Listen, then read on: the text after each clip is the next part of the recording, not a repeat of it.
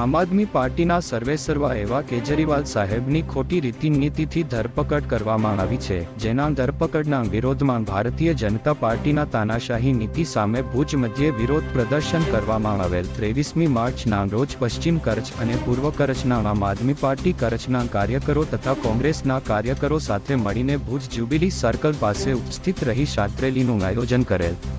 આ કાર્યક્રમમાં કોંગ્રેસ પાર્ટીના તથા આમ આદમી પાર્ટીના આગેવાનો, હોદ્દેદારો, કાર્યકરો બહોળી સંખ્યામાં ઉપસ્થિત રહેલ હતા। ઇન્ડિયા ગઠબંધન પ્રત્યેની નિષ્ઠાને ઉજાગર કરવા બહોળી સંખ્યામાં લોકો હાજર રહેલ। સૌ કાર્યકરોએ કાળા કપડાં પહેરીને વિરોધ પ્રદર્શન કરેલ। ઇન્ડિયા એલાયન્સનો જોરદાર વિરોધ પ્રદર્શન થયેલ।